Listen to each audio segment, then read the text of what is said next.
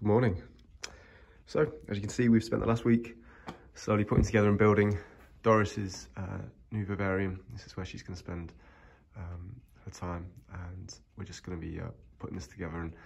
And you can see it's a little bit bigger than Reggie's current living space, but this will definitely do her for a few years before we need to upgrade her into something bigger. You can see we've obviously put the background in, we've put down a drainage layer that we're going to just continue to build, put some more of these clay balls down at the bottom to have a bit of a water table at the bottom. And we're going to then try and go for a full bioactive enclosure by making this fully self-sustainable. So it's going to have real soil and plants and living creepy crawlies in the bottom, just to help it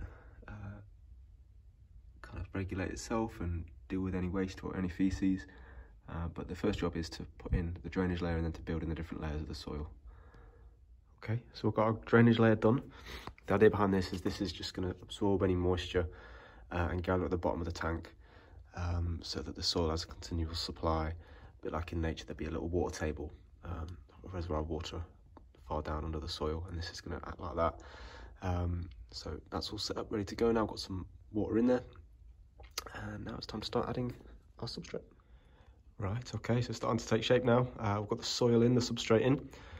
Just to put the drainage layer, we've then got a layer of sand and cocoa fibre husk. Eco Earth is what it's called.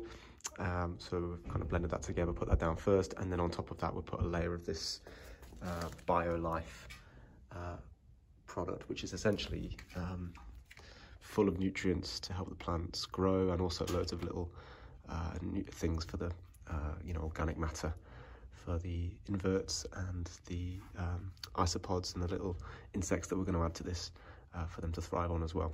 So we're pretty much done now. We've got our substrate in, all going to be bioactive, just like it is in the wild, which is great.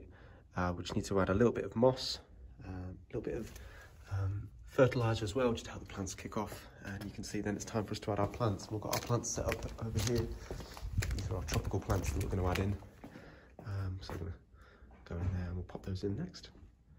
All right, starting to take shape now. So we've got our live plants are in there, and we've got our humid hide and water bowl and stuff in there as well. So you can see we've got some moss to keep it nice and humid, and that's where she's going to lay her eggs as well. So when she's shedding and when she's laying, she'll go into there. So what we need to do now is top it off with a little bit of moss, a little bit of leaf litter, and then we're going to be adding these guys, our little bugs, and then pretty much good to go. The only things missing are her warm hide and then the snake itself. Nearly there. Okay, and here we are. This is Doris's enclosure. So we've got our substrate laid down.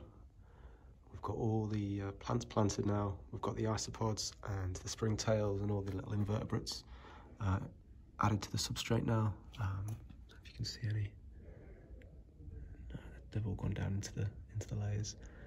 So they'll be in there just to break down any organic matter, poop stuff, and feces and waste that the snake produces. So yeah, this is now a self-sustaining ecosystem. We've got the doors on and a little lock on there as well.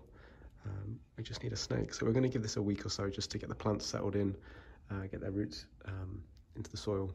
I think you could do with a little bit more clutter to make her feel secure. We're going to put a warm hide on that side, and I need to get the heating working. At the minute that's not working yet, but so far so good.